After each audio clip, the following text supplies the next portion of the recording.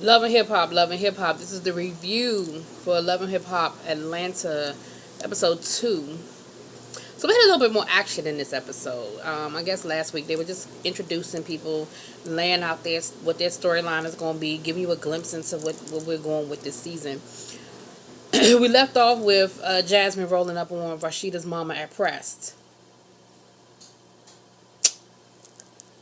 So that's what we picked up. Picked up with Charlene, Mama Charlene, giving Jasmine the what the fuck you want.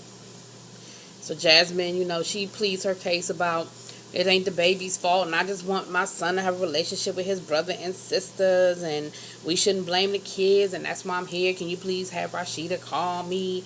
And Charlene, like, maybe I will, maybe I won't. Like, whatever. Like, you ain't got nothing, like, she was not enthused at all. And Kirk's daughter was there, and she was giving her the side eye, like, why are you here? Like, what are you doing? And again, like I said last week, and I'm going to say it again, that's not Rashida's place. That's not Rashida's situation. That is Kirk's place. And Jasmine, that's who you need to deal with. Until Rashida reaches out to you and says, hey, I'm okay, and we can be okay, leave her the fuck alone. She ain't got nothing to do with this. You wasn't concerned about her feelings, and you wasn't including her in conversations when you was fucking her husband. So don't bring it around now. Now, room on the street is it's a fake storyline, and it may very well be, but let's pretend like it is, alright? So for the purposes of the conversation, we're going to keep rolling like this is real. So you wasn't concerned about Rashida and all that other shit that you worried about now when you was sleeping with her husband, and you knew he was married. It was no secret. You knew who Kirk Frost was, and you knew Kirk Frost was married. Now, I'm not putting all of the blame on you. It takes two to tango, absolutely. But don't come around to Rashida now like Rashida owe you something, because she don't owe you shit. And she really don't owe your baby shit. That's Kirk's job. And it was said that the only way the only conversations y'all are having are through the lawyers. Well, that might be the best it gets. That might be as good as it gets. You can't make somebody be a dad. You can't make somebody be a father. You can make them pay for it, but you can't make them be a father. And if Kurt don't want to be a father to your child, it's fucked up. But it is what it is. And you knew that was a possibility when you carried that baby. When you had that baby, I don't know what was going on behind closed doors, but clearly Kurt has let you know how he feel about this situation.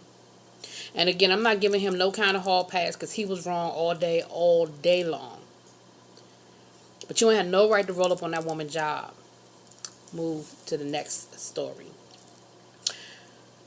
Erica Mena is having a welcome back to, I'm moving to the A party. Of course, Melissa's the only the only club owner, party promoter in town. So here come Melissa. I ain't mad at you, Melissa. You keeping your check. And Erica's boy toy friend come through. So they have a little conversation. She breaks down what's going on, what happened at the studio, what happened with Esther Lee and all of that. And come to find out, the boy toy is friends with Esther Lee. Like, that's how they met. That's how Erica and Estelita even met, was through him. So of course he was like, well, can I invite her to the party? And Erica's like, absolutely not. Absolutely not. I don't want no bad vibes. I don't want no bullshit. We're just gonna party and have a good time. She said, but I'm gonna tell you who I do want at my party. I want Tommy at my party. And automatically she giving you the I'm trying to get with Tommy vibe. And Melissa's like, alright, you do know that one's a handful, but if that's what you want, okay, cool. So, Estelita calls up Mimi and lets Mimi know what happened at the studio and how Stevie is doing her so wrong. And they proceed to have a meeting. She goes over Mimi's house, which Memphis, Toya Wright's ex-husband, he put on Instagram that that's his old house and it's just being used as a prop. But okay, moving on, because I ain't got nothing to do with that shit. I'm just throwing that out there. I'm just throwing that tea. So they're having a conversation. They're at, they're in Mimi's house, and she's telling Mimi about everything that's happening, how Stevie not doing nothing for her. And then she admits to Mimi that she slept with Stevie. And after she, does all this, and she said, oh, I hope that's not awkward. Mimi like, have it. I'm done with it. I'm cool. Now, I think she is. I think she's over the Stevie J situation. But I will say this. If Stevie J ever humbles himself and goes back to probably the Stevie J that she fell in love with, I mean, something might be able to be rekindled. Because they seem to have been able to stay friends through all this bullshit. So, I don't know. She say she ain't, but she says she ain't bothered by it. She don't care that Estelita slept with him. But then they proceed to have this whole Stevie J need to stop taking advantage of vulnerable women conversation. And I don't think he's taking advantage of vulnerable women. No. I think he's a hoe. I think he's an asshole. But I don't think he's taking advantage of anybody. Just the way I look at it. I look at it the same way I look at people who go on American Idol when Simon Cowell was still on American Idol, and people wanted to keep talking about how Simon was so mean and how he was going too far and he was doing too much. But what I used to always say to people was, but you knew what you were getting. The season 1, maybe season 2 people, you didn't know what you were walking into. It was all new to everybody. You didn't know. But after a couple of them seasons hit the air, and you saw how Simon rolled, and you saw how sharp his tongue was, and how he didn't have no motherfucking cut cards, and you still took your non-singing ass on that show, you deserve what you get. Because you knew what you was walking into. Alright? That's how I feel about Stevie J. This shit ain't new. This ain't new. Stevie done this 3, 4, 5, 6, 10 times. Eve told y'all ass back in the day Stevie wasn't shit. Before there was a love in hip hop, and only way we knew Stevie was because he was a hit maker, and he was the man behind the scene, and he was dating Eve. And when they broke up, Eve told you he wasn't shit. Alright? So let's be clear. This shit ain't new. And ain't nobody taking advantage of Stevie J. And then Estelita's telling her story and talking about how Stevie J done slid up in her DMs. Well, if you didn't know who the fuck he was, you Google his ass. Because if you had Googled him and done some research, a little due diligence, you'd know who the fuck you was dealing with. Then he flies you out. He don't put you in a hotel room. He put you up in his house. Then one night he knocking at the door with the dick swinging. You let him ride up on it.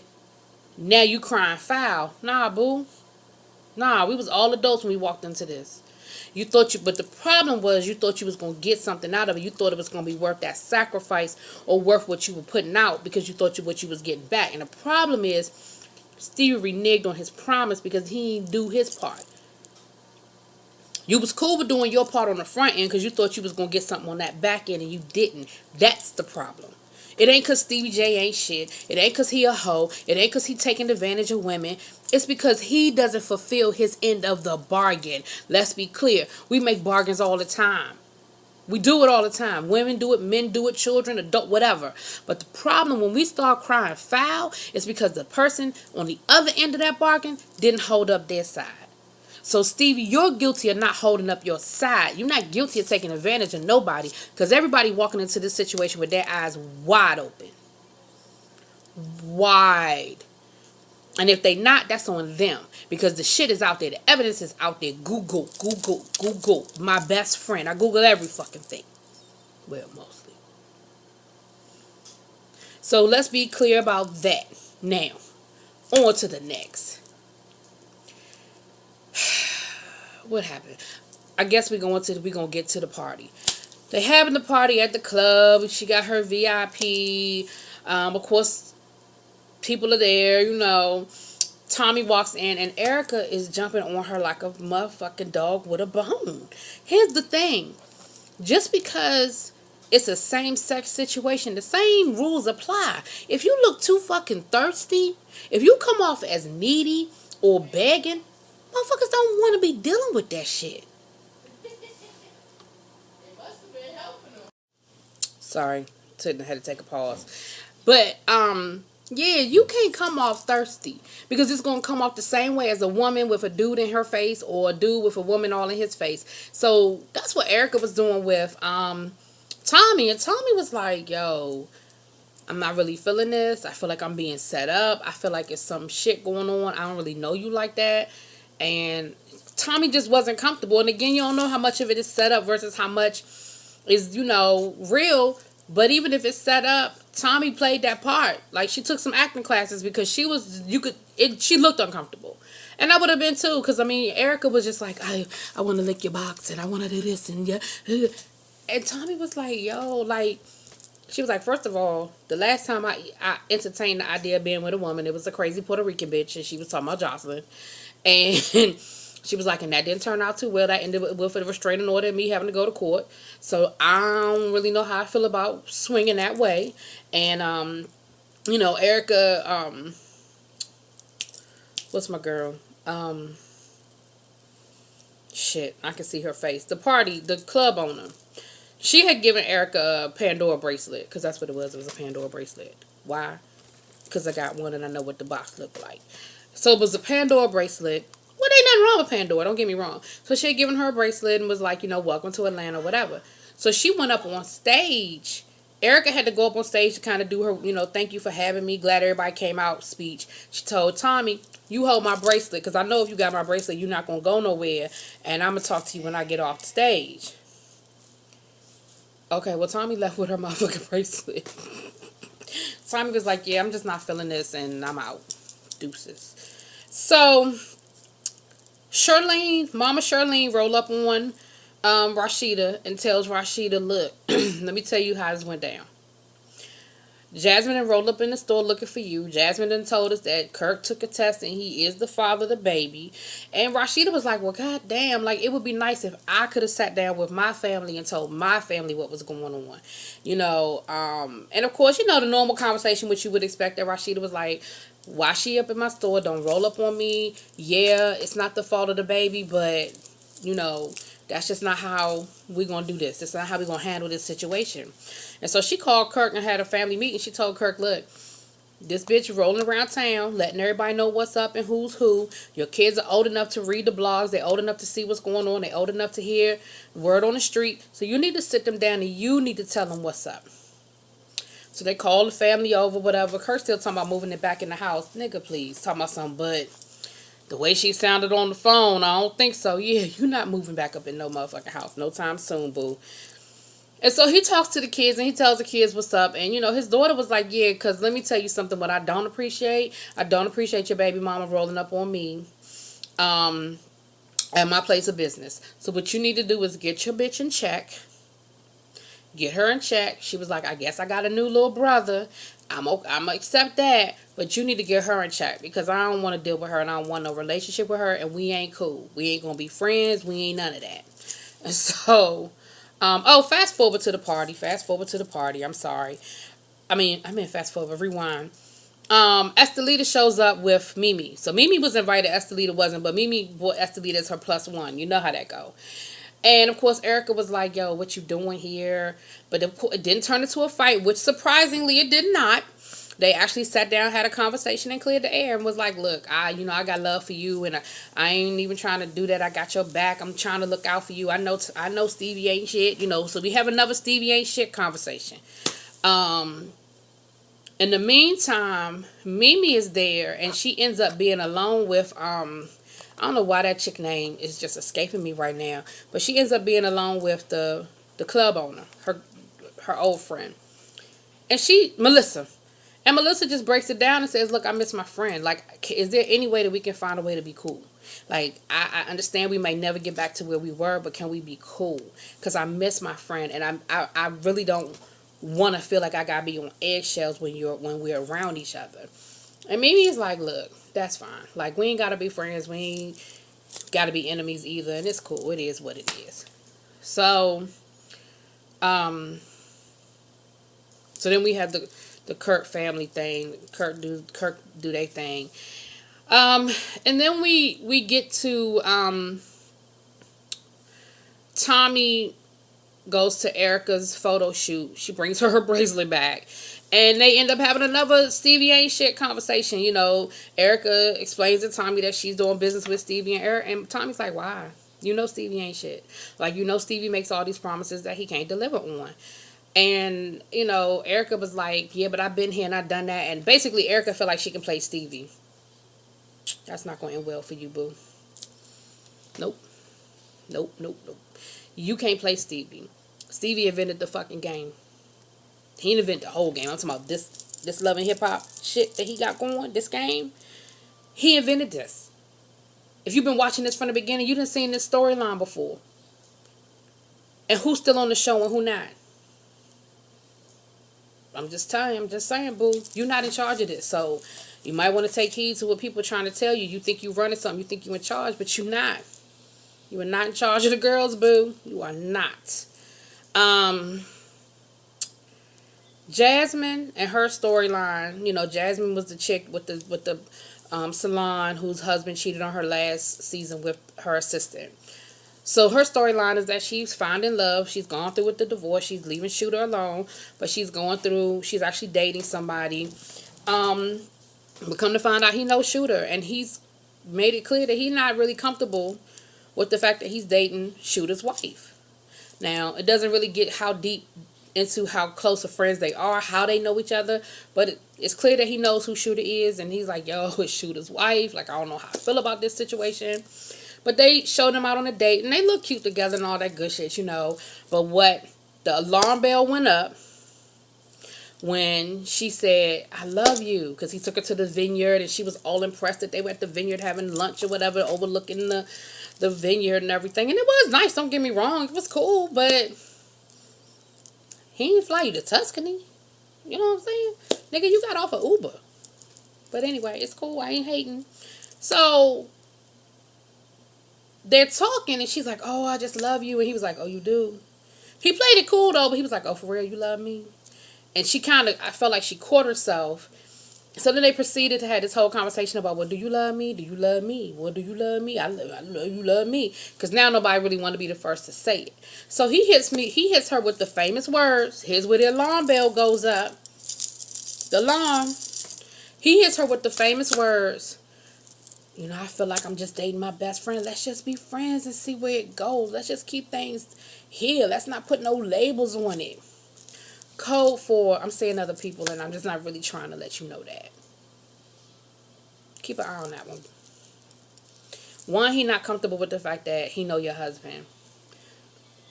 Two, he not really trying to commit. And it's not a bad thing. Like, I'd rather you not commit when you know you're not ready to commit versus committing to me and then it'd be some bullshit because you done cheated on me or you done dogged me out. So I'm cool with him not committing. But I need Jasmine to hear what he said. I need you to receive the message that was given to you. The alarm bell went up, boo. You like him, and that's cool. Like him. Ain't nothing wrong with liking him. But keep it where it is. He done told you where the box is. Stay in your box, boo. Stay in the box. So the episode ends with them at the salon. You have the new... They bring in another character. She's a online sensation. She has a little hit. You know, that's my friend. That's my best friend. That's my friend. Big girl, you know, big girls represent. She seemed like she got a lot of energy. She bringing something to it. You know, she's got a storyline. In the super trailer, you see where her storyline is going to go. But for this episode, they just introduced her. They're at the salon with Jasmine. Here come Cardi, messy ass. And Jasmine's mom. And they're sitting in the middle of the salon having a conversation about Shooter and her situation and how things went and who she's dating now and, you know, that whole thing. And so here go one of her stylists. Oh, you thought all Shooter was the one was messing with Jasmine? And Jasmine, was messing with your assistant. And so Jasmine was like, you know something I don't know? So reluctantly, although I don't think it was that fucking reluctantly, her stylist tells her the Shooter got a 2-year-old and a baby on the way. And the reason why she knows because she do the girl hair. And the girl been coming in the salon. What she do that for? My thing is this. Again, there's a time and there's a place. First of all, if you really wanted her to know, then you would have pulled her aside, had a one-on-one with her, and told her what was going on. Number two, you'd have told her that shit last year when all this shit was going down and she was finding out what Shooter was doing and what he was up to. And number three, if you was really concerned about her as a friend, you wouldn't be bringing that woman up in her motherfucking salon doing her hair. I ain't say you couldn't do her hair. But that might be a client you meet at the house. I'm just saying. Because that's fucked up. And again, it wouldn't be a show if people people weren't messy and do shit out in the open. So of course it's a scene, and that's fine for the purposes of the show. But in real life, in the real motherfucking world, that's an ass whooping. Not because you did anything wrong as far as telling me what my husband was up to, but the way you did it. And Jasmine fires her, and I would have fired your ass too. Again, you don't bring that bitch in my salon. That's disrespectful. And that's a level of disrespect that I can't do. I can't do. So yeah, you would have had to find another chair, boo. And again, the way you did it is my problem. Not what you did, because if you was telling me what was up, you was telling me what was up. But the way you did it was dirty. It was dirty. So that's where the episode ends. So we're going to pick it up. So like I said, this week we had a lot more action. We had a lot more going on. Yeah, there's some people missing. We don't have no Mama D isms, you know. Scrap's not there. I thought he was going to come back when the thing in Miami. Well, he didn't really do Miami, and he kind of left it because he got back with Bam. But, you know, sometimes real life really wins out over this reality shit. And so they off happily doing what they do. I think they could probably do their own reality show, though. But that's pretty much where it ends. So we'll see what happens next week.